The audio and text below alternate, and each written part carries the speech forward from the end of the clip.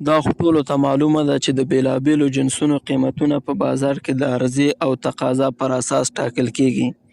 په دې معنی چې په بازار کې پیرودونکي او پلورونکي یو له بل سره په مقابله کولو د یو شي قیمت ټاکي.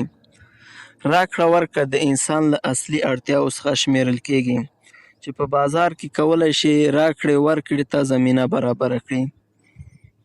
په عام ډول بازار هغه ځای ته ویل کېږي چیرې چې د توکو پیر او پلور صورت مومي، لکه د غلې بازار، د تازه ترکارۍ بازار، د برقي سامان الاتو بازار، د لباس بازار او داسې نور.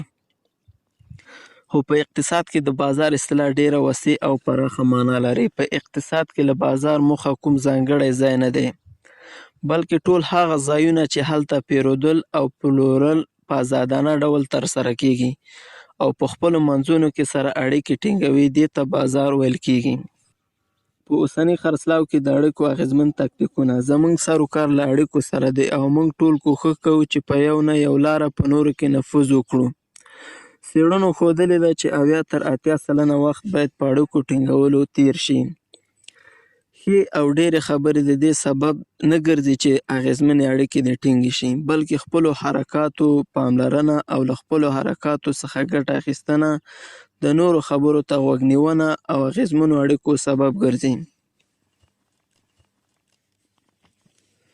لومړی تکتیک د مشتری خبرې تشریح کړئ. د خپلو لغتونو له زیرمې څخه په ګټې اخیستنې سره د مشتری له خبرو خپل استنباط بیان کړئ او له دې له لارې هغه ته ډاډ ورکړئ چې ستاسو په غوښتنو سم پوه شوی یم. دویم تکتیک روښانه او واضح پوښتنې وکړئ. د ځینو خلکو لپاره ډیره ستونزمنه وي چې د یو چا پر ډیرو خبرو تمرکز وکړي، نو باید د خرڅلاو خبرې لنډې وي او پر حقایقو ولاړې وي. یوازې د خپلو توکو ګټې او ځانګړنې ورته بیان کړئ، ځکه چې د خبرو اوریدل د مشتری انحراف لامل ګرځي. کولی شئ دا ستونزه د مناسبو پوښتنو له لارې حل کړئ. دریم تکتیک طلایي چوپتیا. له پوښتنو او د مشتری له خبرو اوریدو وروسته چې د هغه د لیوالتیا غوښتنو او اړتیاو سبب ګرځي، په ډیره مینه څو شیبې چوپتیا غوره کړئ ترڅو مشتری د هغوی په اړه فکر وکړي. څلورم تکتیک لومړنۍ اغیزه. له سوداګریزو مرکزونو څخه د شویو څېړنو پر اساس په لومړیو 3 دقیقو کې مشتری ته هر څه روښانه کېږي. مشتری په خپل ذهن کې ستاسو یو تصویر په همدې 3 دقیقو کې جوړوي.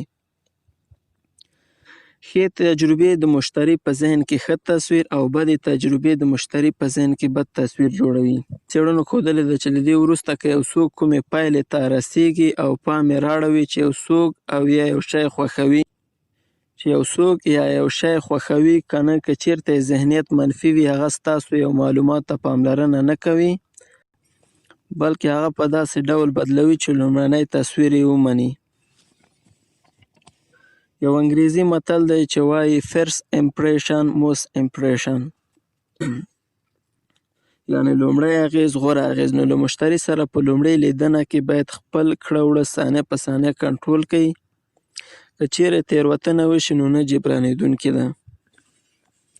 دې ته اندېښنه مه کوئ چې په لومړۍ لیدنه کې مشتری څه شی وایي، بلکې کوښښ وکړئ چې په سمه توګه د هغې خبرې واورئ او خپل ظاهري منفي عامل مو له ځانه لرې کړئ. پنځم تکتیک د خندا توان. بریالي خرڅوونکي هغه څوک دي چې تل یې پر شونډو مسکا وي. خو رښتینې مسکا د هغه څوک چې جذابه او ښایسته څېره نه لري. مغازه یا دکان باید خلاص نه کړئ. هېڅ شی پرته له توندي او بد اخلاقي څخه مشتری نشي زړه توري کولی.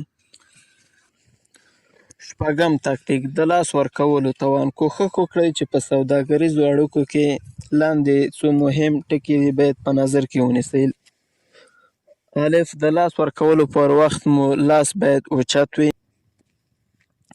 ب د لاس د کېکاږلو په وخت کې نرمښت له پامه وباسئ. جیم د مقابل لوري لاس د 6 ثانیو لپاره په خپل لاس کې ونیسئ.